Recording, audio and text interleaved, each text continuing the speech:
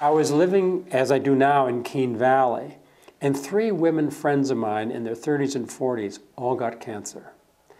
One, her name is Robin Corpin, beautiful, tall, attractive woman, and she was a widow, and she had two middle school kids, and she knew when she died, if she assumed she was going to die, she knew she was going to die, that they would be orphans.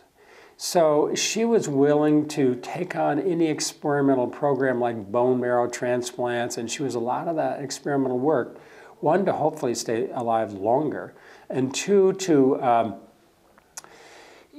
she wanted to be alive as long as she could, to be with her kids. And I learned a lot from her. I mean, aside from her courage, I learned that she needed a group of people that she could say anything to.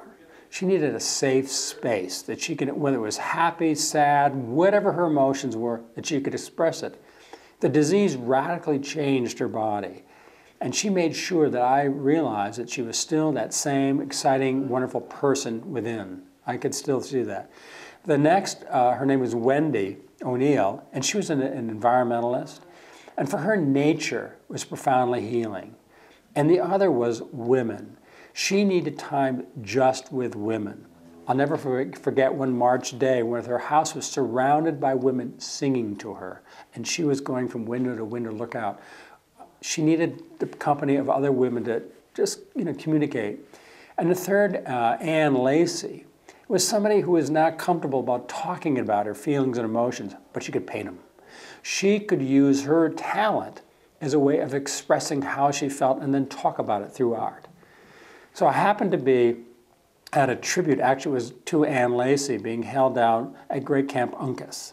And Wendy O'Neill was with me, and a friend of mine, Robin Pell.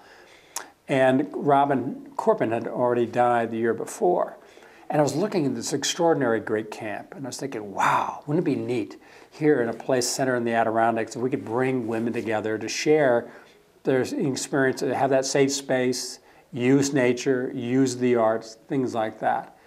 Well, that was a private home, but while I was talking this idea out with the owner, the director of Great Camp Sagamore was in the room. She said, let's do it at our place. I said, really? She said, when? And she said, when would you like to? And I thought, well, what about September? It's beautiful color. She said, no problem.